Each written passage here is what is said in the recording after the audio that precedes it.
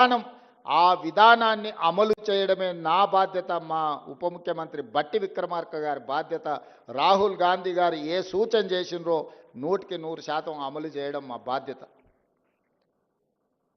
ఇవాళ క్రమంలో వస్తాయి సమస్యలు, మాకు తెలుసు.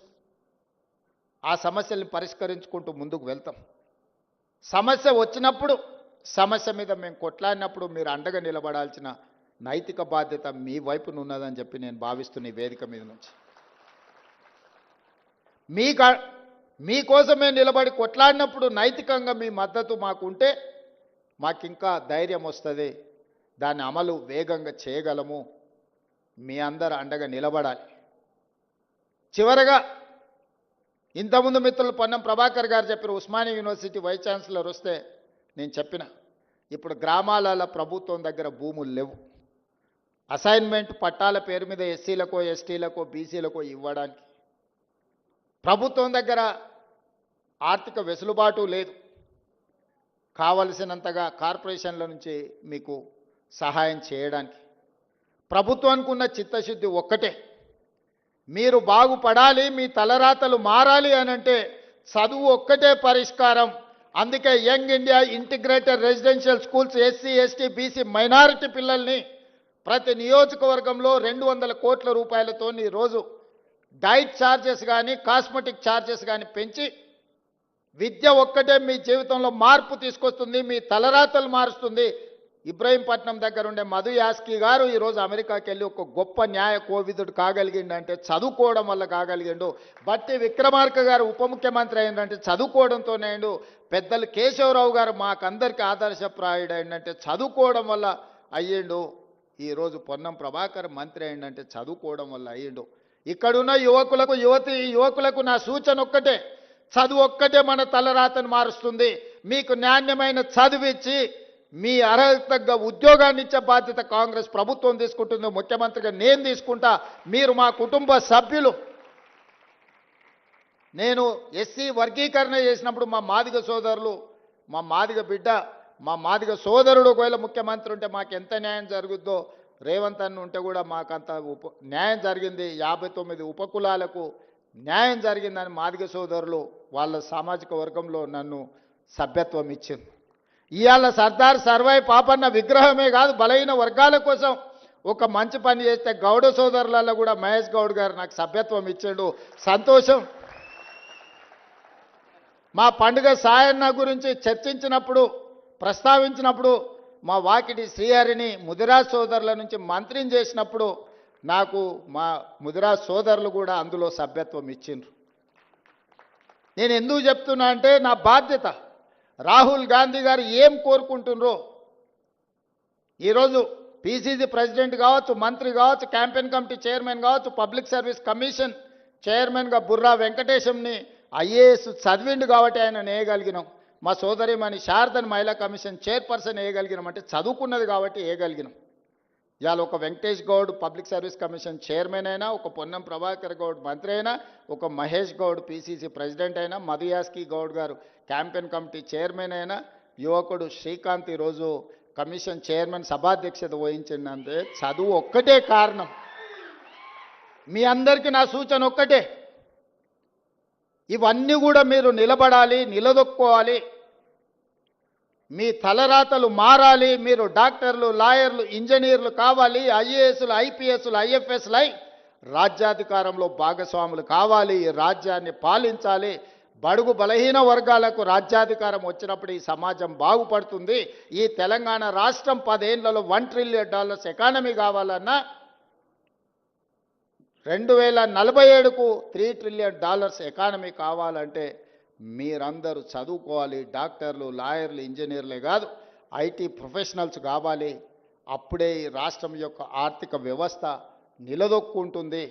రాష్ట్రం యొక్క ఆర్థిక వ్యవస్థ నిలదొక్కోవాలంటే మీరు చదువుకోవాలి. నేను మా యువకులకు అందరికి సూచన ఒక్కటే, ఒకనాడు ప్రభుత్వం దగ్గర భూములు ఉన్నాయి. ఇందిరమ్మ ఆనాడు భూములు పంచిపెట్టింది, అసైన్మెంట్ పట్టాలు ఇచ్చింది, పేదలకు ఇండ్లు ఇచ్చింది, అన్ని రకాలుగా ఆదుకున్నారు. ఇవాళ మీరు నిలదొక్కోవాలంటే, సమాజంలో వెనుకబాటుతనం నుంచి బయటపడాలి అని అంటే చదువు ఒక్కటే. అందుకే ఈరోజు చదువుకోవాలని మా యువకులందరికీ నేను సూచన చేస్తున్నా. ఈరోజు సర్దార్ సర్వాయి పాపన్న విగ్రహం ఒక స్ఫూర్తి కోసం, విగ్రహాలు వర్ధంతుల కోసమో జయంతుల కోసమో కాదు. ఆ దారిన పోయేటప్పుడు ఆ మహానుభావుల విగ్రహాలు చూస్తే ఆ స్ఫూర్తి మనలో కలిగించాలి, రగిలించాలి. ఆ స్ఫూర్తితో రాణించడం కోసమే ఎక్కడో ట్యాంక్ బండ్ మీద ఆ పక్కన ఇంకొక దగ్గర ఏదో మా మిత్రుడు చెప్తే నేను చెప్పిన అక్కడ కాదు, ఇక్కడ పెట్టండి. వస్తా పోతా వారి స్ఫూర్తి మనకు ఉండాలి. ఎందుకంటే సచివాలయం తెలంగాణ రాష్ట్ర పరిపాలనకు గుండెకాయకు దగ్గరలో సర్దార్ సర్వాయి పాపన్న విగ్రహం ఉండాలి. ఆ పక్కన జ్యోతిరావు పూలే ఆనాడు గడి నిర్మించుకుంటే ఆ గడికి జ్యోతిరావు పూలే ప్రజాభవన్ అని మనం పెట్టినాం. వి హనుమంతరావు గారి సూచన మేరకు ఆనాడు పేదలకు ఎవ్వరికీ అందులో ప్రవేశం లేదు. గద్దరన్న ఓత కూడా ఎర్రటెండకు 4 గంటలు కూర్చోబెట్టారు. ఇవాళ అది జ్యోతిరావు పూలే ప్రజాభవన్గా మారి ప్రతి వారం ప్రజలందరూ అక్కడికి వచ్చి ప్రజా సమస్యల్ని చెప్పుకునే అవకాశం కల్పించినాం. ఇది ప్రజాపాలన. ఈ ప్రజాపాలనకు మీరందరూ అండగా నిలబడాలి. మీ ఆకాంక్షలు నెరవేర్చే బాధ్యత ఈ ప్రభుత్వాన్ని, రాహుల్ గాంధీ గారిది. ఈరోజు రాహుల్ గాంధీ గారు దేశంలో ఓట్ల చోరీ ద్వారా ఉన్న ఓట్లను తొలగించడం, లేని ఓట్లను చేర్పించడం, ఎక్కడెక్కడి రాష్ట్రాల వాళ్ళను ఎన్నికలు ఉన్న రాష్ట్రాలకు తీసుకొచ్చి దొంగ ఓట్ల ద్వారా, కుట్రల కుతంత్రాల ద్వారా మొన్న జరిగిన పార్లమెంటు ఎన్నికల్లో కేంద్ర ప్రభుత్వాన్ని ఏర్పాటు చేయడమే కాదు, మహారాష్ట్రలో పార్లమెంట్లో పూర్తిగా ఇండియా కూటమికి సంపూర్ణమైన మెజారిటీ వస్తే సరిగ్గా 5 నెలల తర్వాత శాసనసభ ఎన్నికలు జరిగితే మనం పూర్తిగా ఓడిపోవడం జరిగింది. ఎందుకు ఓడిపోయినామని విశ్లేషిస్తే 1 కోటి ఓట్లు మహారాష్ట్రలో కొత్తగా చేరినాయా 4 నెలల్లో? నేను అడుగుతున్నా, 4 నెలల్లో ఏ రాష్ట్రంలోనే ఏ దేశంలో అయినా 1 కోటి మంది పుట్టగలరా? ఒకవేళ పుట్టిన వాళ్ళకు ఓటు హక్కు వస్తుందా? కానీ మహారాష్ట్రలో ఎన్నికల కమిషన్ 4 నెలల్లో 1 కోటి కొత్త ఓట్లను నమోదు చేసి ప్రజా అభిప్రాయాన్ని దెబ్బతీసి, ప్రజా అభిప్రాయాన్ని తుంగలో దొక్కి భారత రాజ్యాంగాన్ని అపహాస్యం పాలు చేసి, ఏ మహారాష్ట్ర నుంచి డాక్టర్ బాబాసాహెబ్ అంబేద్కర్ గారు వచ్చిండ్రో, ఏ డాక్టర్ బాబాసాహెబ్ అంబేద్కర్ గారు మనకు రాజ్యాంగాన్ని ఇచ్చిండ్రో, ఆ రాజ్యాంగాన్ని అపహాస్యం చేసుకుంటూ మహారాష్ట్రలో పార్లమెంట్ ఎన్నికల నుంచి అసెంబ్లీ ఎన్నికల లోపల 1 కోటి కొత్త ఓట్లు నమోదైనాయి. ఆ దొంగ ఓట్లే మహారాష్ట్రలో బీజేపీ ప్రభుత్వాన్ని అధికారంలోకి తీసుకొచ్చినాయి.